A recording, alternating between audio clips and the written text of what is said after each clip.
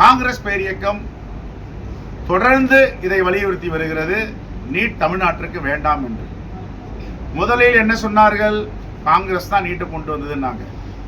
அப்புறம் ஆதாரப்பூர்வமாக நாங்கள் நிரூபித்தோம், காங்கிரஸ் உடைய காலத்தில் நீட்டு கொண்டு வரவில்லை, காங்கிரஸ் காலத்தில் கொண்டு வரப்பட்டது என்று சொல்றீங்களா. இந்த மெடிக்கல் கவுன்சில் ஆஃப் இந்தியா பரிந்துரை செய்தவுடன் நீதிமன்றத்தில் தடையாணை வாங்கப்பட்டது.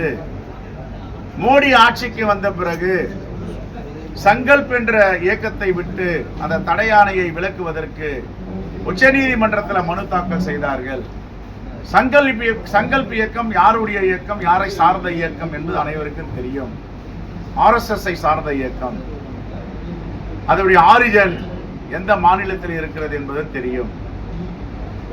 RSS உடைய சார்ந்த சங்கல்ப் இயக்கம் தடையாணையை விலக்கி கொண்டு நீட் வேணும் என்று கேட்கிறது. பாஜகவுடைய ஆட்சியை நாங்கள் நடத்துகிறோம் என்றது. ரெண்டு பேருக்கும் உள்ள ஒப்பந்தத்தின் அடிப்படையில் அந்த நீட் தேர்வை கொண்டு வந்தார்கள். காங்கிரஸிற்கு இதற்கான தொடர்பு இருக்க பல முறை சொல்லிட்டோம். அது என்ன பேசுறதுன்னு தெரியல. அவங்கள மாதிரி தரித்த வாரத்தெல்லாம் பேச முடியாது. கோயபல்ஸ் மாதிரி பொய்யை தொடர்ந்து சொன்னா உண்மையாகன்னு நினைக்கிறாங்க. அது ஒருபோது கிடையாது. இப்போ எனக்கு நான் சொல்றேன். இரண்டாவது, திமுகவை எதிர்ப்பார், காங்கிரஸை எதிர்ப்பார், இந்தியா கூட்டணி கட்சிகளை எதிர்ப்பார். நீட்டு தேவையில்லை அப்படின்னு புதியதா கட்சி ஆரம்பிச்ச தமிழக வெற்றி கழகம் தலைவர் விஜய் அவர்கள் சொல்லுகிறார். அவருடைய கருத்து சொல்றார். உடனே பாருங்க, உலக மகா கண்டுபிடிப்பு தங்க மகனுக்கு என்ன சொல்றாருன்னா, திமுக வழியிலும் காங்கிரஸ் வழியிலும் அவர் செல்லுகிறார். இது எவ்வளவு பெரிய அபத்தம்! ஏதாவது அரசியல் கட்சி தலைவர் எப்படிலாம் அநாகரிகமா பேச முடியுமா? ஆகையால் இதை வன்மையாக கண்டிக்கிறேன். இது எந்த அரசியல் தலைவர்களும் இப்படிப்பட்ட ஒரு கருத்தை திணிக்க மாட்டார்கள்.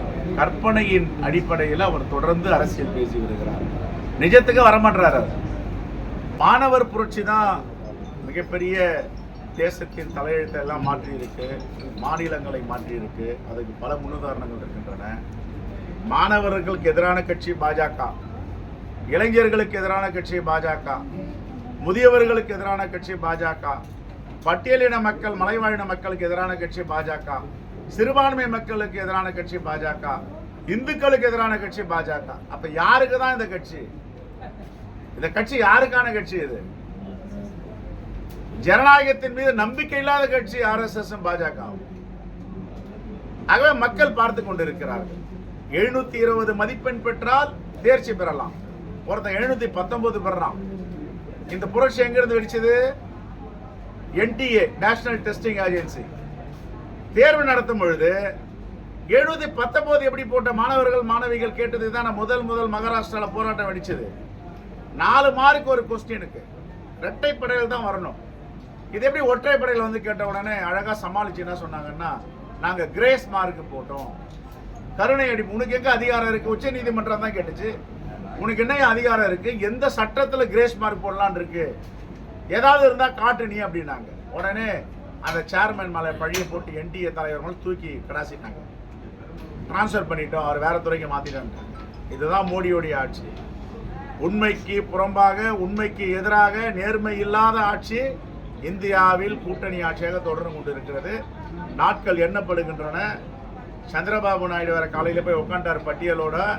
2-3 நாள்ல என்ன நடக்க போகுதுன்னு தெரியாது. அடுத்தது நிதிஷ்குமார் தயாரா இருக்காரு. ஆகையால இந்த ஆட்சி ஒரு நாளும் கம்பி மேல் நடக்கிற மாதிரி தான். ஆகையால் தான் தேசத்துடைய, இந்திய நாட்டுடைய மக்கள் ஒரு நல்ல தீர்ப்பை வழங்கி இருக்கிறார்கள். 400 இல்ல, மோடி ஆட்சி இல்ல, கூட்டணி ஆட்சி, உனக்கு மெஜாரிட்டி வராது. தொடர்ந்து பழைய கனவுலயே இருக்கார் அண்ணாமலை. எல்லாரையும் மிரட்டி ED அனுப்பலாம், CBI அனுப்பலாம், IT அனுப்பலாம். எவ்வளவு நாள் நீ மிரட்டி அனுப்புவேன்? சரி, நீ மிரட்டி அனுப்புனிய, என்ன ஆச்சு? இப்போ எல்லாரும் பெயில்ல வராங்களே, இப்போ இன்னும் அமைதியா இருப்பாங்களா? பொது வழக்குல இருந்து விலகிடுவாங்களா? அகல இப்படிப்பட்ட அநாகரிக அரசியலை தமிழ்நாட்டு தலைவர்கள், பாஜக தலைவர்கள் விட வேண்டும்.